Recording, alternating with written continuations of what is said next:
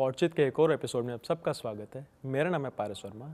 तो जैसा कि आप सबको पता है कि आजकल की भागदौड़ भरी ज़िंदगी में हम इतना बिजी हो गए हैं कि कहीं ना कहीं हम अपनी बॉडी का ख्याल ही नहीं रख पा रहे। मोस्ट ऑफ द पार्ट की भी बात करूँ वो है जॉइंट्स। हमारे अर्ली एज में ही जॉइंट्स ख़राब हो जाते हैं जो जिसको बाद में होना चाहिए था। और उसी के बारे में बात करने के लिए हमारे साथ है आज medical sports specialist Ritesh Kumar, जिनसे हम बात करके कि अगर आपके नी में कोई प्रॉब्लम हो जाए, किसी पार्ट में प्रॉब्लम हो जाए, क्या उसको रिप्लेसमेंट करना ही ज़रूरी है, उसकी सर्जरी करना ही ज़रूरी है, या बिना सर्जरी के भी वो सब ठीक हो सकता है। आज sports medicine specialist doctor Ritesh Kumar हमारे साथ है। सर, कैसे हैं आप? जी बिल्कुल ठीक। हम ना इसका मतलब जानना चाहते हैं, ये स्पोर्ट्स स्पेशलिस्ट जो लगा है साथ में मेडिसिन, क्योंकि अक्सर हमने देखा है ये स्पोर्ट्स को लेकर। पहला सवाल मैं यहीं से शुरू करूंगी आपसे। यहाँ पर अगर स्पेशली जम्मू कश्मीर की बात करें तो लोगों को इस बारे में इतनी नॉलेज नहीं है। अगर हमारे प्लेयर्स हैं तो उनके साथ फिजिशियंस होते हैं, तो ये असली में इसका मतलब क्या है? ये क्यों स्पोर्ट्स स्पेशली क्यों लगाया गया साथ? जो प्लेयर्स, आपने बिल्कुल ठीक कहा, जो प्लेयर्स होते हैं उनके साथ फिजियोज होते हैं। यही कल्चर चलता आ रहा था और यही चलता रह रहा है अभी तक। आप बिल्कुल ठीक कह रहे हैं। स्पोर्ट्स मेडिसिन स्पेशलिस्ट इसलिए कहा जाता है कि हम लोग स्पोर्ट्स इंजरीज़ के विशेषज्ञ हैं। किसी भी प्रकार की स्पोर्ट्स हो, सबसे पहले उसको समझना बहुत ज़रूरी होता है। जैसे जिम्नास्टिक्स की अलग अलग इंजरीज़ हैं, जूडो की अलग हैं, कॉम्बैट स्पोर्ट्स की अलग होती हैं, स्विमिंग की अलग हैं।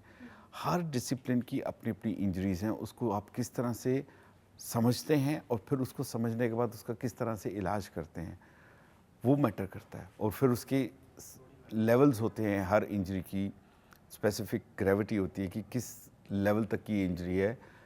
It required surgical intervention, it required conservative management, it required physiotherapy, then further after all these things require rehabilitation part. ये इस तरह से एक सीक्वेंस होती है।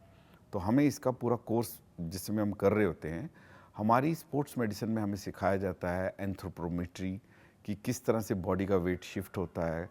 कि कई बारी जैसे कई फास्ट बॉलर्स होते हैं, उनके पेल्विस, उनके गेट में थोड़ी सी प्रॉब्लम होती है, जिसके कारण उनके कदम प्रॉपरली बैलेंस नहीं आते हैं और उनको नी में या कहीं एंकल में या हिप में कहीं ना कहीं उनको स्वेलिंग प्रॉब्लम, इंजरी होने के चांसेस रहते हैं, या उनका कोई पर्टिकुलर पार्ट वीक होना शुरू हो जाता है।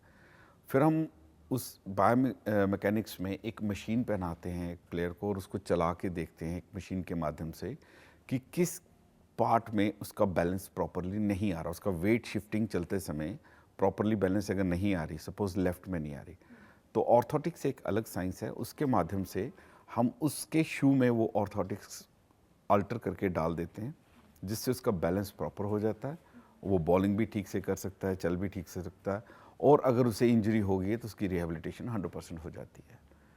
तो यहाँ तक की साइंस, जैसे मैंने एक चीज़ आपसे डिस्कस करी, दिस इज कॉल्ड बायोमैकेनिक्स। फिर उसके बाद sports nutrition, sports kinesiology, anthropometry, sports psychology. ये तो एक प्रॉपर एक डिफरेंट सब्जेक्ट है। ये सारे इंडिविजुअली डिफरेंट सब्जेक्ट्स हैं। बट जैसे स्पोर्ट्स साइकोलॉजी की अगर बात करें, कि कोई एक प्लेयर, मैं नाम नहीं लेना चाहूँगा, बट उनको कॉमनवेल्थ से पहले हैमस्ट्रिंग में इंजरी हो गई थी। मैं उस समय NIS पटियाला में था। तो वो लॉन्ग जंप नहीं कर पा रही थी। फाइनली उसको हमने इमेजिनरीज में with the help of sports psychology उनको वो इमेजिनरीज में जंप करवाया और उसके बाद वो परफॉर्म कर सकी। नो डाउट हैमस्ट्रिंग की इंजरी उनकी विज़ ठीक कर रहे थे हम with the help of all the techniques. But एक ब्लॉक आ जाता है एक स्पोर्ट्समैन के अंदर कि मैं नहीं कर पाऊंगा या नहीं कर पाऊंगी क्योंकि मुझे इंजरी होगी हुई है। और स्पेशली लॉन्ग डिस्टेंस जंपर को या लॉन्ग जंपर को अगर हैमस्ट्रिंग में ही प्रॉब्लम आ गई तो वो कैसे कर पाएगा। फाइनली हमने with the help of sports psychology उससे वो इमेजिनरीज में जंप करवाया और फाइनली वो हमारे इंडिया का कॉमनवेल्थ में मेडल था। सो यहाँ तक साइंस डेवलप हो चुकी है, बट हम इस चीज़ में ट्रेंड हैं।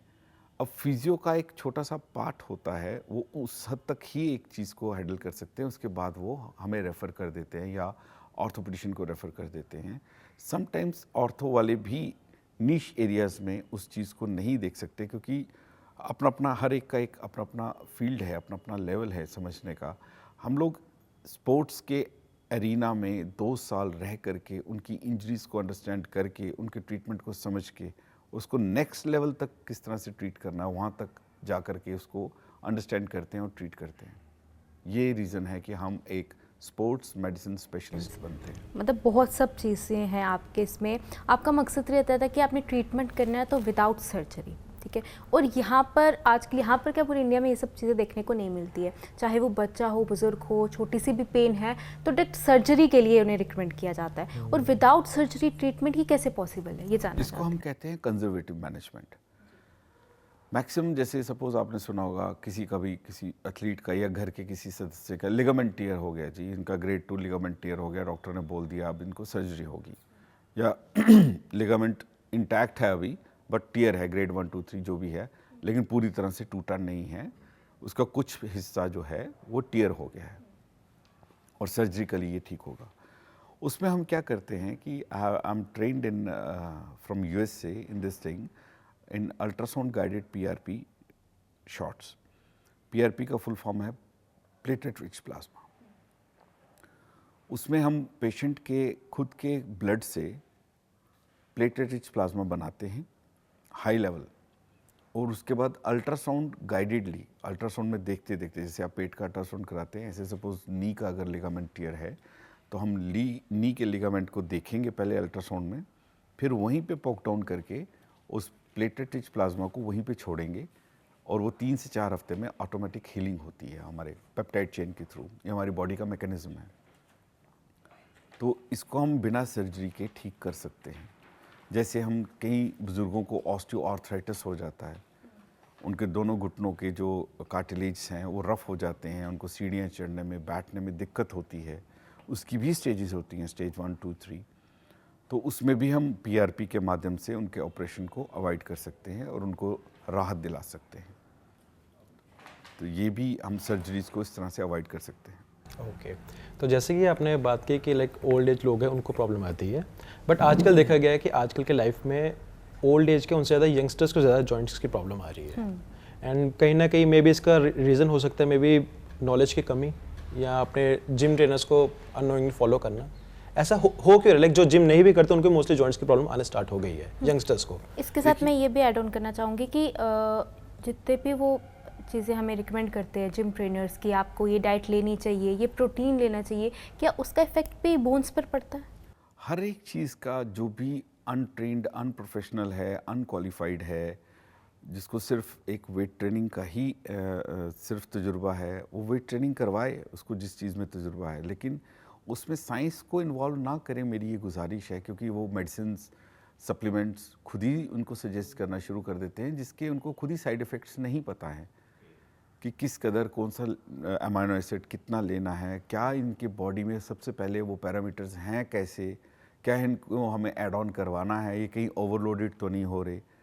और फिर भी अगर सपोज़ कहीं कह देते हैं भैया मुझे शोल्डर में थोड़ा सा पेन है, नहीं तुम आज ये करो, उसको हम कहते हैं हमारी साइंटिफिक लैंग्वेज में ओवर यूजेज, या आप 1-2 दिन रेस्ट करके फिर से स्टार्ट करवा देते हो।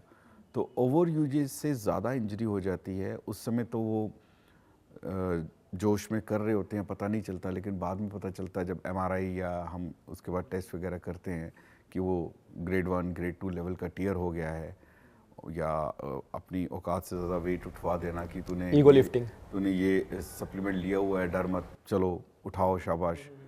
एक कोचेज़ का एक रहता है प्रेशर का करने का तरीका, बट उसमें काफ़ी इंजरीज हो रही हैं। आप सही कह रहे हैं, काफ़ी पेशेंट को किडनी में प्रॉब्लम आ रही है जो कि high level high and proteins ले रहे हैं। इसका कुछ मतलब कोई हमारे पास जवाब नहीं है, हमारे पास पहुंचते हैं बट फिर वो कहते हैं हमने इसके कहने पे लिया, उसके बाद these are all quacks. But मैं यही सजेस्ट करूंगा अगर आपको कुछ लेना ही है तो आप प्रॉपरली एक स्पोर्ट्स इंजरी स्पेशलिस्ट या कोई एक क्वालिफाइड डॉक्टर के पास जाएं, चाहे वो एमडी मेडिसिन हो, चाहे ऑर्थो के रिलेटेड हो, कोई भी हो, उससे प्रॉपरली आप सजेशन लें और उसके बाद अपने स्केड्यूल को फर्दर मूव ऑन करें in gym training, day to day routine और something if you need something additional to that. But अगर आप जिम ट्रेनर्स के कहने पे ही और इसी तरह से या खुद की नॉलेज यूट्यूब या इसी व्हाट्सअप नॉलेज से या फेसबुक नॉलेज से अगर आप इस तरह करेंगे तो जाहिर की बात है आपको नुकसान होगा, और बहुत हो रहे हैं। एंड कहीं ना कहीं वही कहते हैं कि एक मिनट, कहीं ना कहीं कहते हैं कि आपको अगर कोई प्रॉब्लम हुई थोड़ी सी पेन भी हुई ना, एमआर ले लो, एमआर तो एक नॉर्मल है ना, एमआर ले लो ठीक हो जाएगा, कोई देखिए अब मसल रिलैक्सेंट कोई भी ले लेगा, जाहिर सी बात है, it's very simple thing. Muscle relaxant से तो देनी है, पेन हो रहा तो दी है तो बस पेन ठीक होगी, दैट्स ओके, काम चल गया। कई मसल रिलैक्सेंट स्प्रे कर लेते हैं, कई जेल्स लगा लेते हैं, but these are not the kind of treatments, these are temporary treatments. पता तो चले वो हुआ क्या है, वो आपको एक स्पेशलिस्ट ही असेसमेंट करने के बाद डायग्नोसिस बना कर लिख के देगा कि आपको प्रॉब्लम क्या है। It is a superficial kind of a problem, only a soft tissue injury, और it is a deep tissue injury, और इट्स ए लिगामेंट टियर, और इट्स ए कैप्सूल प्रॉब्लम, और it's a bursitis. These are the एक आपको diagnosis proper बना के देगा और उस चैनल पे आपका ट्रीटमेंट करेगा कि भाई इसको 6 महीने लगते हैं, these are the dos and the don'ts, ये आपको नहीं करना है। फिर वो आप अवॉइड करते हैं उस तरह की जिम में एक्सरसाइज करना। सपोज आपको अपर बॉडी में कोई प्रॉब्लम होगी, शोल्डर में फॉर एग्जांपल, तो आपको बोला जाएगा कि आपको लोअर बॉडी एक्सरसाइज करें, आप कॉमन नॉर्मली ट्रेडमिल पे करें, तो इट्स ओके। आप शोल्डर को अवॉइड कर दें थोड़ी देर के लिए, आर्म्स की कोई एक्सरसाइज अवॉइड कर दें, तो आपकी फिटनेस लेवल भी वही रहेगी और आपको इंजरी में रिकवरी मिल जाएगी। बट कई ऐसा सोचते हैं कि चलो अगर थोड़ी सी पेन है, नॉर्मल है, मे बी उन्हें नहीं पता कि किस वजह से पेन है, वो सोचते हैं कि शायद वर्कआउट से हो गया, हम और वर्कआउट करें, क्या पता वो ठीक हो जाए, तो उससे वो उनके ओवर लिए और यूजेज हो जाती है, उससे वो बढ़ जाती है। हमेशा किसी भी स्पोर्ट्समैन को, किसी भी एथलीट को कोई भी पेन है, अगर वो रुक के इंतज़ार करके उनको फ़र्क लगता है तो ही वर्कआउट करें, नहीं तो वो डॉक्टर को ज़रूर दिखाएं, मेरी ये सजेशन है, नहीं तो वो बढ़ जाएगी। कॉस्ट पे जाना चाहेंगे, मतलब अगर देखा जाए हर कोई मोस्टली कुछ, मतलब अगर यहाँ के लोगों के माइंडसेट के हिसाब से जो वो लगता है, उन्हें लगता है कि शायद डॉक्टर सर्जरी के लिए नहीं बोल रहा, तो शायद ये बिल्कुल भी अच्छा डॉक्टर नहीं है। उनका ये रहता है कि विदाउट सर्जरी कोई कैसे ठीक हो सकता है, लोगों का माइंडसेट ये है। और क्या लगता है आपको कि अगर वो जैसे अगर उनको नी में प्रॉब्लम है, वो रिप्लेसमेंट करवाता है, जॉइंट्स रिप्लेसमेंट, तो वो उनको ज़्यादा कॉस्टली पड़ेगा अगर विदाउट वो ऐसे ठीक हो जाते हैं तो वो? Very good question. जैसे कोई ओल्ड एज पर्सन है, उसके घुटनों में ग्रीस खत्म हो गई है या गैप खत्म कम हो गया है, डॉक्टर्स उनको बोलते हैं कि आप सर्जरी करवाएं, it's a last stage kind of a thing, और अब आपको करवा लेनी चाहिए। तो मेरा कहने का मतलब है कि आप एक बारी हमारे जैसे डॉक्टर से कंसल्ट ज़रूर करें। हम उनको गाइड करेंगे कि बीच का रास्ता भी होता है बिफोर रिप्लेसमेंट। रिप्लेसमेंट आपकी जेब में है, कभी भी आप माइंड इलेक्टिवली कभी भी जा कर के आप करवा लेंगे। अगर आपको प्लेटलेट रिच प्लाज्मा की इस थेरेपी से अगर आपको आराम आता है और आपकी सर्जरी अवॉइड होती है, देन नथिंग लाइक दैट, और उसके बाद आपको रिहेबिलिटेशन दी जाती है with the help of exercise and all, तो आप रिवाइव करते हैं, सर्जरी अवॉइड होती है, तो इससे अच्छा मेरे ख्याल से कुछ नहीं है। और जैसे 3-3.5 लाख रुपए की सर्जरी होती है, चाहे वो आयुष्मान के अंडर हो, चाहे प्राइवेटली हो, चाहे वो इंश्योरेंस स्कीम के अंडर हो, बट ये प्लेटलेट रिच प्लाज्मा तो उससे 1/4 पड़ता है, बहुत बहुत ही सस्ता है, बहुत कम है। और सबसे बड़ी बात है नॉन इन्वेजिव, मतलब आपको कोई सर्जरी नहीं, कुछ नहीं, और 5-10 मिनट में आप फ्री हैं और वापस घर जाके सारे काम कर सकते हैं आप, सेम डे सेम। अच्छा, आपकी बातों से मैं कुछ 2 सवाल पूछना चाहूँगी। ये मिथ है क्या सच में ऐसा है? क्योंकि कहा जाता है कि अगर आप बेंड हो रहे हैं, बैठ रहे हैं, आपकी नी से आवाज़ आती है, ऐसे टक टक की आवाज़ आती है, आपके नीज में ग्रीस खत्म हो गई, आपके जॉइंट्स में ग्रीस खत्म हो गई, तो ये क्या मिथ है कि सच में ऐसा है? नहीं, सच में ऐसा होता है कि जैसे हम ओल्ड एज की तरफ बढ़ रहे हैं, या फिर कई एथलीट्स, मैं दोनों एंगल से बताऊंगा। एथलीट्स, जैसे कॉम्बैट स्पोर्ट का कोई एथलीट है, उसने दिन में 100-150 किक्स वैसे ही मारनी है, तो उसके नी में से पॉपिंग वॉइस, जिसको हम क्रैकलिंग एंड पॉपिंग वॉइस कहते हैं, आना कोई बड़ी बात नहीं है, ये हो जाता है। तो इसी तरह जब बुज़ुर्ग हैं, उनकी वही ग्रीस जिसकी आप बात कर रहे हैं वो ख़त्म है या गैप कम हो गया है, हम कॉमन लेमन लैंग्वेज में ही आंसर करेंगे ताकि सबको समझ आ जाए, तो उसमें भी पॉपिंग वॉइस आना कोई बहुत बड़ी बात नहीं है बैठते उठते, बट इसी पीआरपी के माध्यम से वो लोग 100% ठीक हो सकते हैं। ये कोई बहुत बड़ी समस्या नहीं रही है आज की डेट में, साइंस ने बहुत तरक्की कर ली है। ओके, और इसमें बोन्स में भी कुछ स्टेजेस होते हैं, जैसे और कोई भी प्रॉब्लम हो किसी को तो कहते हैं स्टेज 1 है, 2 है, 3 में उनको काफ़ी इश्यूज हैं, तो क्या बोन्स में भी ऐसे कुछ स्टेजेस रहते हैं कि फर्स्ट स्टेज में से ठीक हो जाएगा, अगर स्टेज 4 आ गई या 3 आ गई तो आपको फिर सर्जरी करवाने की ज़रूरत पड़ेगी, ऐसा कुछ रहता है? वो हर एक चीज़ में ऐसे ही है। अगर आप किसी भी बीमारी में स्टेज 1, 2, 3 तक अगर आप उसका इलाज करें, चाहे वो कैंसर है चाहे कुछ भी है, तो उसका इलाज 100% है हमारे पास। जब वो स्टेजेस क्रॉस हो जाती हैं, जब आप सपोज़ कोई हमारे घर में बुजुर्ग ही हैं, वो ठान लेते हैं, जैसे हठी होते हैं कि भाई मैंने ऑपरेशन नहीं करवाना है, तो वो ऐसे बंदों के लिए तो पीआरपी बना है बेसिकली कि वो अपने कार्य भी सभी कर लें, रूटीन वर्क जैसे टॉयलेट जाना, बैठना, उठना, पूजा करना, नमाज़ पढ़ना, कुछ भी वो भी कर लें, और उनको ऑपरेट भी ना हो, और उनकी हट भी पूरी हो जाए। और बोन्स में over a period of time age के फिनोमेना से कमी आती रहती है। जैसे हम लोग सब विटामिन डी हमें कम होती है, सोर्स भी नहीं है, लेते भी नहीं है, इतना टाइम भी नहीं है डे टू डे रूटीन में, तो नो डाउट जैसे ही आप जाते हैं डॉक्टर्स आपको विटामिन डी के शॉट्स कहते हैं पीने के लिए, सैशे या कुछ और माध्यम से, या जिसमें बहुत ही कम है उसको इंजेक्शन लगाते हैं, तो उससे भी इन्फ्लेमेशन भी बॉडी में कम होती है, और बोन्स और ओवरऑल फ्रेम में हमारे काफ़ी उसमें स्ट्रेंथ आती है। It's a basically combo kind of a thing. हमें हर एंगल से बोन्स को स्ट्रेंथन रखना है, कैल्शियम, विटामिन डी के एंगल से, दोनों एंगल से। ओके, लाइक पीआरपी की बात चल रही है, पीआरपी के बारे में थोड़ा जानना चाहूँगा कि ऐसे पीआरपी की ट्रीटमेंट सेम होती है जैसे स्किन में कराते हैं लोग, हेयर्स में कराते हैं, वही सेम जॉइंट्स के लिए भी वैसा ही होता है? पीपीपी होता है प्लेटेड पुअर प्लाज्मा। जैसे सपोज यहाँ पे रिंकल्स हो गए, कुछ हो गए, कॉस्मेटिक रीजंस में वो यूज़ होता है, बट जो पीआरपी है, जो rich plasma, platelet rich plasma, this is for the ligament, for the knee joint, for osteoarthritis. Rich plasma, उसके लेवल्स बहुत हाई होने चाहिए। वो जैसे कि मैं इंपोर्टेड किट्स में बनाता हूँ, इट्स वेरी कॉस्टली, तो उसका थिकनेस लेवल भी होना चाहिए, उसकी क्वालिटी भी अच्छी होनी चाहिए, और वो मोर ओवर वो एब्सोल्यूट लगना चाहिए। ऐसा नहीं है कि आप बिल्कुल ऐसे ही लगा देंगे या अंडर सीआम लगा देंगे, नहीं, वो अल्ट्रासाउंड गाइडेडली होना चाहिए। आपको दिखना चाहिए कि किस टिश्यू में डाल रहे हैं आप, कहाँ पे भेज रहे हैं उसे, वो वहाँ तक पहुँचना चाहिए। वहाँ पहुँचेगा तो वो उस चीज़ को हील करेगा, नहीं तो ऐसे ही पड़ा रहेगा कहीं पास में, तो नहीं। बट इसका यही है कि कोई नुकसान नहीं है, नुकसान नहीं है क्योंकि हमारे ब्लड से ही आ रहे हैं। आपका अपना प्लेटेड रिच प्लाज्मा, आपका अपना नी, अपना शोल्डर, एवरीथिंग, कोई नुकसान नहीं। तो कहीं ना कहीं हमारे ब्लड की क्वालिटी पे भी डिपेंड करता होगा। एग्जैक्टली, आपके ब्लड में कितने प्लेटलेट्स हैं, किस कदर प्लेटलेट्स हैं, क्या क्वालिटी है उनकी, बहुत रोल प्ले करता है। जितने अच्छे प्लेटलेट बनेंगे, उतने प्लेटलेट रिच निकलेंगे प्लाज्मा, उतने ही प्लेटलेट रिच प्लाज्मा आपकी बॉडी को उतनी जल्दी हील करेगा। हमने तो एवरेज टाइम रखा है 3 to 4 वीक्स, मीन्स कि 1 महीने में आपका ये टेन्योर जो है पूरा सर्कल खत्म हो जाता है, हीलिंग का प्रोसेस। बट जिनके अच्छे हैं वो उनके 20-22 दिन में भी हो जाते हैं। And it all I think depends upon lifestyle, कि हमारा लाइफस्टाइल कैसा है, खान पान, और ऑलरेडी आपके ब्लड में किस कदर प्लेटलेट हैं, तो फिर हम उनमें से रिच प्लेटलेट्स निकाल करके आगे हम यूटिलाइज करते हैं। बच्चों के लिए और बुजुर्गों के लिए पीआरपी का ये जो ट्रीटमेंट अलग अलग रहता है कि सेम है? देखिए, कुछ डिफरेंस पीआरपी तो होता है? आज की डेट में पीआरपी हम हर जगह यूज़ कर रहे हैं। जैसे कोई प्रेग्नेंट नहीं हो रही है वुमेन, उनको यूट्रस में प्रॉब्लम है, उनकी लाइनिंग थिकनेस में प्रॉब्लम है, हम वहाँ पे भी अल्ट्रासाउंड गाइडेडली पीआरपी यूज़ कर रहे हैं ताकि उनकी वहाँ के लाइनिंग अच्छी बने, यूट्राइन लाइन अच्छी बने, ताकि वो कंसीव कर सकें। आजकल पीआरपी हम डेंटल्स में भी यूज़ कर रहे हैं, टीएम जॉइंट में भी यूज़ कर रहे हैं, ईएनटी में भी यूज़ कर रहे हैं, पीआरपी हम नीज़ में भी, शोल्डर में, ऑस्टियोआर्थराइटिस में, लिगामेंट टेयर में, सब जगह यूज़ हो रहा है। तो ये जॉइंट्स पेन या ऐसा कुछ जेनेटिक भी रहता है? जी हाँ, इसके प्रीडिस्पोजिशन फैक्टर होते हैं, जेनेटिक्स भी होते हैं, आपका खान पान होता है, किसी प्रकार का कोई नशा तो नहीं कर रहे हैं जैसे, उससे भी इस पे इफेक्ट आता है, जॉइंट्स पे, सारे फैक्टर्स के साथ रिलेटेड है।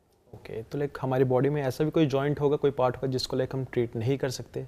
किस चीज़ से? कोई भी लाइक पीआरपी से या किसी भी ट्रीटमेंट से? देखिए, पीआरपी के माध्यम से आप कहीं पे भी प्रॉब्लम है जहाँ पे अभी तक रिसर्च हुई है, जिसका रिजल्ट आया है, वहाँ पे आप यूज़ करेंगे, फ़ायदा ही फ़ायदा होगा, नुकसान हो ही नहीं सकता। ओके, जैसे मैं आपको बताऊं कि कुछ लोग कहते हैं कि लाइक हमारे नेक के पीछे कोई हड्डी होती है, आई थिंक वो कहते हैं God gifted something like that, कोई जॉइंट होता है, अगर वो कुछ क्रैक हो जाए समथिंग लाइक दैट, तो उसका वैसे भी कोई सर्जरी से भी इलाज नहीं है। देखिए, जैसे कई स्टडीज़ में मैंने पढ़ा है पीआरपी में कि जैसे डिलेड यूनियन, कोई हड्डी फ्रैक्चर होगी किसी भी पार्ट की, टांग की होगी, हाथ की होगी, बड़ी देर से उसकी यूनियन नहीं हो रही, तो उसमें भी पीआरपी डाल के उसकी यूनियन को, रेट को बढ़ाया जाता है, एनहांस किया जाता है उसकी यूनियन को, ताकि हड्डी के दोनों एंड आपस में जल्दी से यूनाइट हों। जैसे लॉन्ग बोन्स लाइक टिबिया, इनमें बड़ी लेट हीलिंग होती है, जैसे टिबिया फ्रैक्चर्स जो हैं बड़ी लेट हील करते हैं, तो वो उसका प्रोसेस थोड़ा फास्ट करने के लिए भी पीआरपी यूज़ किया जाता है। साइंस मैं वही कह रहा हूँ। तो मिनिमम एक बोन्स में कितना गैप रहना चाहिए? क्योंकि अगर बोन्स एक साथ पे प्रॉपर जोड़ेंगे तो मूवमेंट भी पॉसिबल नहीं है, तो कितना गैप? क्योंकि कई बार कहते हैं कि गैप ज़्यादा आ गया है तो भी पेन हो रही है, तो भी इशू है। नहीं, तो गैप ज़्यादा से पेन नहीं होती, गैप गैप कम हो से। गया, कम से। एक ह्यूमन एनाटॉमी है हमारी, जो हम बचपन से जिस तरह से पैदा होते हैं, बड़े हो रहे हैं, चल रहे हैं, अब हम ओवरवेट हो गए। अब हमने एक्सरसाइज किए हुए ही 5 साल हो गए हैं। अब हम वो सीडेंटरी लाइफस्टाइल में ही चल रहे हैं और कुछ वर्कआउट नहीं कर रहे हैं। हमारा सिटिंग जॉब है, आवर्स एंड आवर्स सिटिंग है, और नो वर्क, मतलब work you work no play, कुछ नहीं, कोई रिक्रिएशन, कोई एक्सरसाइज नहीं है। तो वो जाहिर सी बात है, वो जो कुदरत का दिया हुआ गैप है वो कम होता जाएगा। कम होने के कारण वो जो मार्जिन हैं आपस में टकराएंगे, और वो जब उनमें से कार्टिलेज एंड जो हमारे ख़त्म हो रहे होते हैं due to the ageing phenomena, वो आपस में रगड़ खाएंगे, पानी भर जाएगा घुटनों में, स्वेलिंग आ जाएगी, इस किस्म की प्रॉब्लम्स होना शुरू हो जाती हैं। ये कहीं ना कहीं आई थिंक हमारे जो कहते हैं कि डॉक्टर्स भी कहते हैं कि सिटिंग पोजीशन आपकी हमेशा स्ट्रेट होनी चाहिए।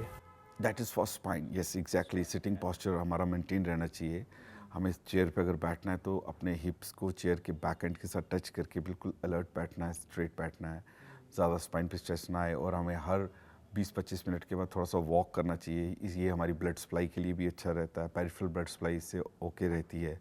और हमें स्विच ऑफ भी करना चाहिए अपनी आँखों को स्क्रीन से, जैसे कि कई जो हमारे प्रोफेशनल्स हैं जो कॉर्पोरेट सेक्टर्स में hours and hours sitting job है जिनकी, उनको थोड़ी देर के लिए चलना है, अपनी गर्दन को हिलाना है, क्योंकि कंप्यूटर पे कंसिस्टेंटली एक ही एंगल पे अगर आप बैठे रहेंगे तो आपको सर्वाइकल स्पॉन्डिलोसिस होने के चांसेस ज़्यादा रहेंगे, लंबर स्पॉन्डिलोसिस भी होने के चांसेस ज़्यादा रहते हैं, क्योंकि हम अलग अलग एंगल्स में अपनी स्पाइन को आवर्स एंड आवर्स यूज़ करते रहेंगे तो प्रॉब्लम हो जाएगी। एक मिथ हो रहा है कि कहा जाता है अगर आप खड़े होकर पानी पी रहे हैं तो वो आपकी पाँव की हड्डियों में जा रहा है। ऐसा कुछ नहीं है, हाँ, वो सीधा स्टमक में जाता है। तो जैसे एक और मिथ का मेरे को याद आया, कहते हैं कि लाइक आप फिंगर्स पॉपिंग करते हैं ना, ऐसे टक टक कैसे आवाज़ आती है, हाँ। गर्दन को भी ऐसे करते नहीं, कहते कुछ लोग कहते हैं करो ठीक है रिलैक्सेशन मिलती है, कुछ लोग कहते हैं नहीं करना चाहिए। सेरेब्रल मेम्ब्रेन है, सेरेब्रल फ्लूइड है, ये जो आप पॉपिंग वॉइस आती है, आइडियली नहीं करना चाहिए, इससे ऑस्टियोआर्थराइटिस जल्दी हो जाता है, तो अवॉइड करना चाहिए।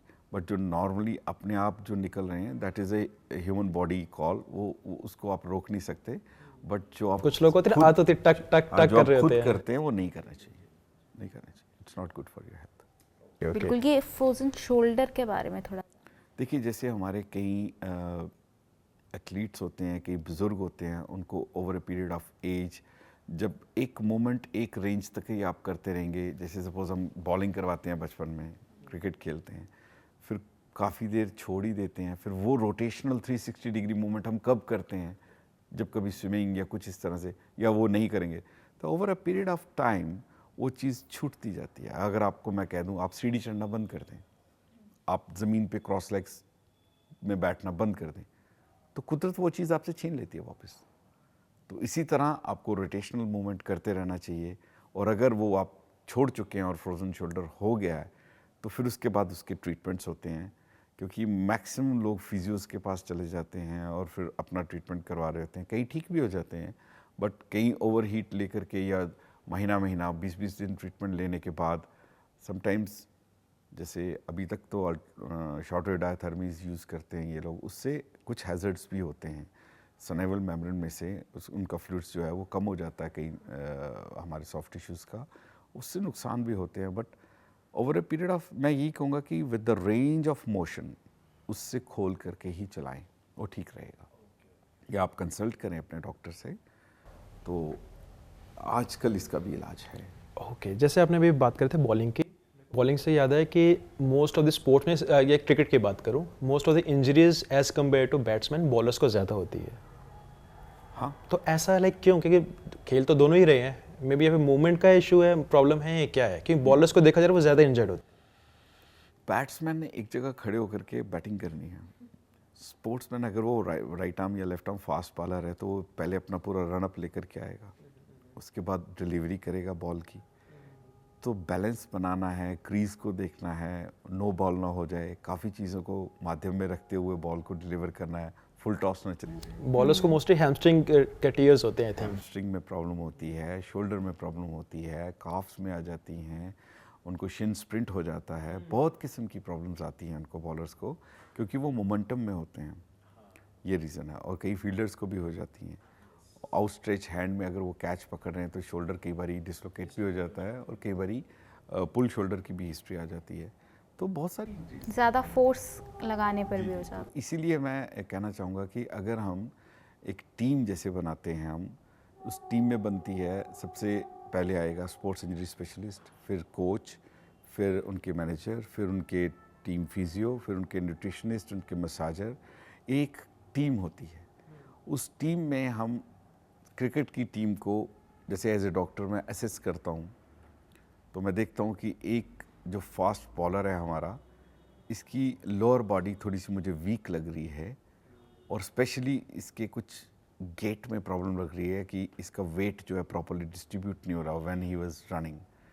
तो हम वही बायोमैकेनिकली उसको हम असेस करते हैं कि इसका वेट इक्वली डिस्ट्रीब्यूट होता है चलते समय, रनिंग करते समय। तो वो मशीन हमें बताती है कि लेफ़्ट फीट में कुछ नैनोमीटर्स का फ़र्क है। तो उसमें हम ऑर्थोटिक्स, वही जो मैं साइंस बता रहा हूँ, उसके माध्यम से उसके शू में एक ऑर्थोटिक डालते हैं जिससे उसकी वो हाइट को हम बराबर कर देते हैं या उसके उस प्रॉब्लम को ठीक करते हैं। फिर वो प्रॉपरली वेट डिस्ट्रीब्यूट हो जाता है दोनों तरफ से और उसकी परफॉर्मेंस एक्यूरेट आती है। और फिर हम कोच को बोलते हैं इसकी लेफ़्ट लेग जो है उसमें आइसोमेट्रिक कंट्रैक्शन एक्सरसाइज करके इसके मसल्स की स्ट्रेंथ को एनहांस कीजिए, तब जा कर के वो इंजरी फ्री इन्वायरमेंट देते हैं। ये हमारी सबसे पहली कॉल होती है विद द टीम कि let us give a injury free environment to the athlete. फिर गॉड फॉरबिड अगर खेलते हुए कोई चोट लगी तो उसको भी मैनेज करने के लिए हम सक्षम हैं वहीं पे। अब जैसे एक एथलीट है, पूरा साल मेहनत लगा के वो तैयारी करता है और जब टूर्नामेंट आती है और एक दिन पहले ही प्रैक्टिस में ही उसको इंजरी हो जाती है और वो फॉर एग्जांपल वो टीम का कैप्टन ही है, तो टीम पूरी डगमगा जाएगी आपकी। तो वहाँ पे हमारी स्पेशलिटीज़ क्या बोलती हैं कि आपको प्लेयर को खिलाना है, उसकी पूरी मेहनत को बेकार नहीं होने देना है। तो वहाँ पे हम अपने एक्सपीरियंस से, अपने गैजेट्स से, अपनी इक्विपमेंट से, अपनी नॉलेज से किस तरह से उसको वो मैच खिलवा सकें, ये डिपेंड करता है। प्लेयर भी थे मोहम्मद शमी जिनको काफ़ी देर पहले इंजरी हुई थी, उसके बाद वो इंजरी उनकी ठीक हुई, वो खेलने आए, लेकिन उससे पहले उनको फिर से स्वेलिंग देखने को मिल गई। मैं यहीं पे आ रहा हूँ। जैसे कि मुझे अभी तक मेरे साथ वो मिले नहीं, अगर वो मेरे पास आए, मैं उनको असेस करूँगा प्रॉपरली, तो उसके बाद ही पता चल पाएगा कि उनकी क्या प्रॉब्लम है कि उनको स्वेलिंग वापस रिअकर क्यों हो रही है। इसका मतलब रिहेबिलिटेशन प्रॉपर नहीं हुई है, या उनका जो प्रोसीजर था जिसके अंडर उन्होंने अपनी ट्रीटमेंट लिया है उसमें कहीं ना कहीं कमी है। और आज की डेट में जम्मू में हम सक्षम हैं उनको किसी भी किस्म का ट्रीटमेंट देने के लिए। उसके लिए उनको बेंगलोर या एनसीबी कहीं जाने की ज़रूरत नहीं है। We are experience, we are well equipped, we are knowledgeable and we have encountered n number of such kind of injuries. अच्छा, एनर्जी के लिए भी जानना चाहेंगे, अगर फॉर एग्जांपल कॉन्टिन्यूसली मैचेस हो रहे हैं तो उसके बाद उनको एक दिन का रेस्ट मिलता है, उसके बाद फिर से मैच है, तो उनको फिर से बूटअप करने के लिए, फिर से बूस्ट करने के लिए नॉर्मल एनर्जी ड्रिंक दिया जाता है, उसके अलावा कोई ऑप्शन? Very good. जैसे कि हम एनआईएस में देखते थे, जो हमारे कॉमनवेल्थ और ओलंपिक्स प्लेयर हैं, उनके लिए बहुत अच्छे स्पोर्ट्स, वहाँ पे पूरी स्पोर्ट्स साइंस ही है, बल्कि साइकोलॉजी अलग है, वहाँ पे हर एक का अपना अपना एक डिपार्टमेंट है, बायोमैकेनिक्स का, स्पोर्ट्स साइकोलॉजी का, स्पोर्ट्स न्यूट्रिशन का। हर एक इंसान, हर एक एथलीट पे पूरा तवज्जो देता है, पूरा फोकस करता है। अब आप जैसे कह रहे हैं कि एनर्जी, तो जैसे ही गेम खेल ली है, इसी तरह हम टीम वर्क में कोच को गाइड करते हैं कि इस हर पूरी टीम को या इस प्लेयर को, इस पर्टिकुलर सपोज वो वेट लिफ्टर है और या कोई क्रिकेटर है या कोई स्विमर है, एथलीट है, अब इसको रिकवरी आज देंगे तो कल की परफॉर्मेंस ये किस तरह से देगा। उसमें उनको ATPs इंजेक्ट किए जाते हैं या दिए जाते हैं ताकि उनको रिकवरी फेज मिले। मसाजर से मसाज दिलवाई जाती है, उनके मसल्स में से लैक्टिक एसिड जो है वो जल्दी से जल्दी ब्लड में वापस चला जाए। स्टीम या सोना के माध्यम से उनके मसल्स को रिलैक्स किया जाता है ताकि वो एक काम इन्वायरमेंट में रहें, प्रॉपर स्लीप लें और दूसरे दिन 100% परफॉर्म करें। ओके तो जैसे कि अपने इंजेक्शंस की बात की, इंजेक्शंस तो अगर किसी को फास्ट रिकवरी करनी है, जैसे आज इंजर्ड हो गया, कल मैच है, we like you do inject. कौन सा इंजेक्ट? कोई भी इंजेक्शन जो विद इन लाइक जैसे मैं बात कर रहा हूँ मेन डोपिंग की बात करने वाला। अच्छा, आप डोपिंग की बात। हाँ, कुछ लाइक प्लेयर्स होते हैं लाइक क्रिकेट में नहीं, ऑल अराउंड द वर्ल्ड कोई भी किसी भी फील्ड में स्पोर्ट्स में डोपिंग में फंसते हैं। वो क्या हो गया, डोपिंग का इंजेक्शन क्या हो गया, नॉर्मल इंजेक्शन, उनमें क्या डिफरेंस होता है? जैसे आप एक पेन किलर ले रहे हैं, हर इंजेक्शन का साल्ट देखा जाता है। या जैसे आप विटामिन B12 ले रहे हैं एनर्जी के लिए, विटामिन D का इंजेक्शन ले रहे हैं, these are all legal drugs. There are lists in वाडा and NADA, world anti doping and national anti doping. जो कहा जाता तो ड्रग्स ही है इनको हमारी लैंग्वेज में, आप मेडिसिन कहें ड्रग्स कहें, तो जो ड्रग्स अलाउड हैं उनकी भी लिस्ट है, प्रोवाइडेड कि आपको वो कोई प्रॉब्लम हो, लिस्ट में आती है वाडा या नाडा की, तो आप ले सकते हैं। That is not called doping. जैसे आप ATPs ले रहे हैं रिकवरी के लिए, वाइटामिन्स ले रहे हैं, B की ले रहे हैं, D की ले रहे हैं, और भी कुछ वाइटामिन्स ले रहे हैं जो रिकवरी फेज के लिए यूज़ की जाती हैं, तो these are all legal things. And अगर आप स्टीरॉयड ले रहे हैं, टेस्टोस्टेरोन ले रहे हैं, नैंड्रोलोन ले रहे हैं, कुछ और ले रहे हैं, these are all illegal drugs. This is called doping okay, to enhance your stamina. Okay, तो लाइक ये डोपिंग वाले आपने जो बताए, तो कहीं ना कहीं ये किस काम आते हैं, लाइक प्लेयर के किसी स्पोर्ट्स पर्सन की, क्या उसके एनर्जी ज़्यादा एनहांस करते हैं? Enhance the stamina, energy, everything. Okay, अगर ATPs स्टीरॉयड्स का तो वगैरह, काम ही यही। यस, बट उसके इफेक्ट्स पे बाद में होते ATPs हैं। वगैरह अगर हम उन्हें दे रहे हैं एनर्जी के लिए, तो कोई इनके कोई साइड इफेक्ट्स तो नहीं रहते? ATP तो आप ग्लूकोज जो पीते हैं वो ATP ही बनता है, उसका एंड प्रोडक्ट ATP ही है। उनसे को कोई वो नहीं? जैसे आप ग्लूकोज पी रहे हैं, आपने ATP इंजेक्ट करवा लिए, तो it's one of the same thing, fast recovery है। ग्लूकोज अंदर जाएगा, स्टमक से एब्जॉर्ब होगा, ब्लड में जाएगा, फिर ATP उसके मिलेंगे। और अगर आपने ATP इंजेक्ट ही कर लिए, तो वो डायरेक्टली हाफ एन आवर में ब्लड में स्टीम में मिल के आपको उसी समय रिकवरी दे रहे हैं और आपकी बॉडी रिकवर हो रही है। ओके, तो ये उसमें रिक्वायर है जो इंटरनेशनल लेवल के हैं, जिस लेवल की स्पोर्ट है, it depends upon that. It's not for routine people, it's level of which level, किस लेवल पे आप खेल रहे हैं। हर लेवल के अपने पैरामीटर्स हैं। जैसे सपोज ओलंपिक्स में मिड गेम मील्स होते हैं, these are just liquid meals होते हैं, वो जस्ट लाइक जैसे कॉलगेट या कोई ऐसे देखते हैं बिल्कुल लिक्विड सेमी सॉलिड टाइप, उसको सक करके इस तरह से लिया जाता है ताकि Yes. पेट भी ना भरे, एनर्जी भी मिल जाए, और आपका वो जो टाइम गैप है उसमें आप फुलफिल करें वो क्राइटेरिया, और आपको एम्प्टीनेस फील ना हो, साइकोलॉजिकली भूखे हैं, सुबह से लगे हुए हैं, दौड़े जा रहे हैं, और एनर्जी के लिए ग्लूकोज वाटर भी है वहाँ पे, और भी इलेक्ट्रोलाइट्स भी मेंटेन किए जा रहे हैं आपके। तो इस तरह से वो ये this is called sports nutrition. Okay, ये भी हमारा सब्जेक्ट है, तो हम 7-8 सब्जेक्ट्स के ऊपर ट्रेंड हैं।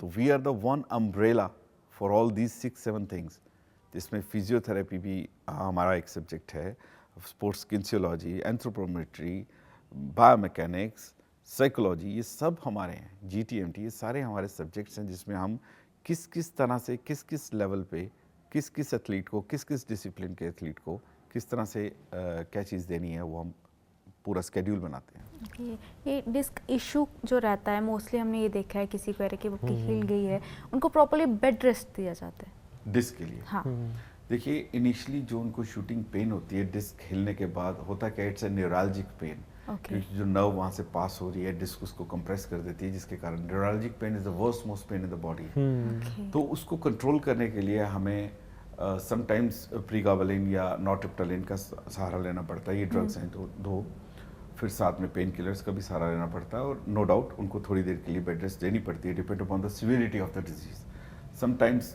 3-4 days, sometimes 7 to 15 days at the max. और उस दौरान भी हम उनसे, सपोज अगर एथलीट है तो उसके मसल वेस्टिंग ना हो, वो लीगल और जो डूज में आती हैं एक्सरसाइज वो हम उनसे करवाते रहते हैं, इवन ऑन द बेड, क्योंकि मसल्स हरकत में रहने चाहिए, एलीट एथलीट हो या सिंपल एथलीट हो। तो डेली रूटीन के लिए जाना चाहिए, मतलब अगर नॉर्मल उनको बॉडी पेन है या कहीं पर भी नॉर्मल जॉइंट पेन है, कुछ इशू नहीं है, कोई अगर उन्होंने एक्सरे भी करवाया, सब कुछ करवाया, कुछ नहीं है, तो उसके लिए एक डेली रूटीन एक्सरसाइज जॉइंट्स के लिए, बोन्स के लिए क्या रहनी चाहिए? सबसे पहले जब भी आप सुबह उठें, आपको कोई एक्सरसाइज नहीं करनी, कोई हैवी चीज़ नहीं उठानी, क्योंकि आपकी स्पाइन स्पॉन्जी होती है, आपकी हाइट इंक्रीज हो गई होती है, और ससेप्टेबिलिटी 30-35 साल के बाद अगर आप फॉरवर्ड बेंडिंग में कोई भी हैवी चीज़ जैसे बकेट उठा ली, कोई पॉट आपने साइड पे कर दिया, किसी चीज़ को पुश कर दिया फॉरवर्ड बेंडिंग पोजीशन में, आपको डिस्क स्लिप होने का बहुत चांस रहता है, 99% चांस रहता है, क्योंकि 35 प्लस या 30 प्लस न्यूक्लियस डिहाइड्रेट हो जाता है डिस्क का, तो उसमें से स्लिप डिस्क होने का बहुत चांसेस रहते हैं। तो सबसे पहले ये अवॉइड करना। हम कई बार जो लोग ट्रैवल करते हैं, बहुत ज़्यादा ट्रैवल करते हैं स्पेशली ट्रेन्स में, तो हमें कहते हैं ओवरनाइट आप सोए रहे, सो के सुबह उठे और आपने उठा करके अपना लगेज उठा लिया नीचे से सीट के, कि क्या होगा, उसी से इंजरी हो जाती है। और वो जो कुली आपका उठा रहा है सामान, वो घर से वहाँ से चल के आया है, वो वार्म अप करके आया है, उसकी बॉडी वार्म अप है। आप सो के उठ रहे हो और उसी समय लगेज उठा रहे हो, there is a difference. The susceptibility of this slip for your case is more as compare to that coolie. तो पहले तो ये नहीं करना। दूसरा, जब आप अपनी रूटीन में थोड़ा सा आप अपना टॉयलेट हो लिए, आपने थोड़े से रूटीन वर्क कर लिए, मीन्स मेरा क्वेश्चन है बॉडी वार्म अप हो जाए, फिर उसके बाद लाइट लाइट स्ट्रेचिंग करें, फिर ही आप किसी हैवी वर्क में अपना हाथ डालें या कोई काम स्टार्ट करें या एक्सरसाइज स्टार्ट करें, तो ही आपको इंजरी फ्री। सबसे पहले मेरा फिर से सवाल है इंजरी फ्री। अगर आप अपने आप को प्रॉपरली वार्म अप कर लेंगे तो इंजरी के चांसेस वहीं पे कम हो गए। और warm up according to your discipline. आप जिम्नास्टिक के हैं तो आपका वार्म अप डिफरेंट है, आप जूडो के हैं तो आपका डिफरेंट है, और अगर आप क्रिकेट के हैं तो आपका डिफरेंट है। आप देखें हर एक का अरीना अलग है, जूडो वालों को इतना है, क्रिकेट वालों की बड़ी ग्राउंड है, बॉक्सिंग वालों को और कम है, बास्केटबॉल वालों को थोड़ा बड़ा है। इसी तरह से हर डिसिप्लिन की अपनी अपनी एक वार्मिंग अप होती है, और उसको भी ढंग से करवाएं अगर, तो इंजरी के सबसे पहले चांसेस वहीं पे ख़त्म हो गए।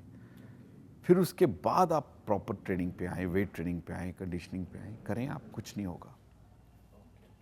अच्छा, ये जैसे मैं आपको बताऊं कि कोई यंगस्टर है, किसी को कोई जॉइंट पेन कुछ भी नहीं है, तो उनके लिए क्या बताना चाहिए, कोई अर्ली साइंस क्या हो सकते हैं कि आपको इन फ्यूचर में भी जॉइंट पेन हो सकता है? अर्ली वार्निंग्स होती है ना? अगर वो एक्सरसाइज ढंग से कर रहे हैं, जैसे हम स्क्वाट्स ही कर रहे हैं फॉर एग्जांपल, स्क्वाट का एक रूल ऑफ थंब है, मैं कई जिम्स में जाकर देखता हूँ, बस वो पकड़ रहे हैं, वेट पकड़ रहे हैं, या शैडो में भी कर रहे हैं, तो उनके नीज टोज से बाहर जा रहे होते हैं। This is scientifically wrong. If your knees are going beyond the toes when you are squatting, it means घुटना खराब होगा ही होगा, आज नहीं तो कल होगा, बट उम्र से पहले हो जाएगा। अच्छा, हाँ। और अगर आप प्रॉपर एंगल में स्पाइन का एंगल प्रॉपर मेंटेन रखते हैं, नीज को टो से बाहर नहीं जाने देते वाइल स्क्वाटिंग, घुटना तो फौलाद ही हो जाएगा, थाइज में भी गजब की स्ट्रेंथ आएगी। अगर आप रॉन्ग एंगल में एक्सरसाइज भी कर रहे हैं तो वो आपका जितना भी लोड ले रहे हैं वो आपको गेन नहीं हो रहा, उससे नुकसान हो रहा है जी। वो तभी उसका आई थिंक हमको रिजल्ट मिलता है कि कभी मसल टेयर हो जाता है, कुछ हो जाता है हमारा। कितने हमने वीडियोस में मैंने देखे जिम के कि लाइक बंदा ने वेट उठाया, सब कुछ किया, ऑल ऑफ सडन उसका मसल टेयर, पटैक को 10 से इंजरी उसके हो गई। बिल्कुल जी। तो अच्छा, एक और चीज़ है, ऐसे बोला जाता है कि जब भी आपको कुछ भी चीज़ होती है, जैसे कहते हैं आप दही नहीं ज़्यादा खाया करो, लस्सी नहीं खाया करो, गोडे में बैठ जाती है। नहीं, ऐसा कुछ नहीं, it's a myth। नहीं, बड़े लोग बोलते हैं, जैसे पता नहीं क्या, कुछ पता नहीं कौन से, मेरे को नाम नहीं याद आ रहा, कोई सीड होता है, वो कहते हैं ज़्यादा नहीं उसको खाना चाहिए, ये कुछ गोडों में बैठ जाता है, ऐसा होता है। आपने दही का नाम लिया तो जरूर खाइए, प्रीबायोटिक है, जी, जी, हमारे जी, लिए बहुत अच्छा है, हमारे ये स्टमक के लिए बहुत अच्छा कच्ची लस्सी के लिए कहा जाता है कि अगर आप सुबह सुबह खाली पेट उसे पी रहे हैं तो वो आपके बोन्स पे इफेक्ट करेगा, जॉइंट्स पे इफेक्ट करेगा। हमारी साइंस में ऐसा कुछ नहीं। It is just a myth। Okay okay, चलिए कुछ और ऐसा आखिर में आपसे जानना चाहेंगे जो आपने इतने करियर में विदाउट सर्जरी लोगों को ठीक किया है, कुछ ऐसा एक किस्सा छोटा सा। मैं यही कहना चाहूँगा कि जैसे मेरा फर्स्ट पेशेंट था, शायद फर्स्ट पेशेंट भूलता नहीं है अपना, he was 85 year old person, तो क्वाइट गुड बिल्ड, एंड उनके घुटने बिल्कुल ही ख़राब थे, बहुत ही ज़्यादा ख़राब थे। तो उन्होंने अपनी प्रॉब्लम मेरे साथ शेयर करी कि मेरे को टॉयलेट जाना होता है तो मैं अपने बेटे या बहू को आवाज़ मारता हूँ कि मुझे उठा दो, टॉयलेट तक ले जाओ। तो समटाइम्स वो बिज़ी होते हैं, वो नहीं आते हैं, तो मेरा टॉयलेट बीच में ही निकल जाता है, मैं नहीं कर पाता हूँ, पहुँच नहीं पाता हूँ, वो उनके लिए और बॉदरेशन हो जाती है। तो इतना कर दीजिए कि मैं खुद उठ के टॉयलेट तक जा सकूं। तो he was my first case. तो जब मैं यूएस से करके आया था तो मैंने उनको ये बोला था कि I will try my best, let's see कि ईश्वर कितनी मदद करेंगे। तो फाइनली वो 1 महीने के बाद जब मेरे पास आते हैं तो उन्होंने कहा था कि मैं टॉयलेट अब खुद हो आता हूँ और थोड़ा बहुत बाग में चक्कर भी लगा लेता हूँ। तो दैट वाज हिज रिक्वायरमेंट, वो फुलफिल होगी, वो खुश हो गए। तो इसी तरह, लेकिन मैं यही अपने जम्मू के लोगों को या जो भी पेशेंट हैं घुटनों के या कंधे के, उनको यही कहूँगा कि आप टाइम पे अगर ये लगवा लें तो इसका बहुत बेनिफिट है। टाइम के बाद सिर्फ हम लिमिटेड रेंज में ही ट्रीटमेंट दे सकते हैं, बहुत ज़्यादा उसके चांसेस नहीं है कि अगर आप जो उम्मीद लेकर के आएँ कि बिल्कुल ही ठीक हो जाए, नहीं, फिर एक लिमिटेड रेंज तक ही कार्य हो सकता है। ये रीज़न कहते हैं पहला प्यार किसी को भूलता नहीं है, पहला पेशेंट भी नहीं भूलता। एंड आई थिंक आप बड़े लोगों के लिए रीज़न टू स्माइल भी हैं। चलिए बहुत बहुत शुक्रिया आपका। धन्यवाद, थैंक यू वेरी मच।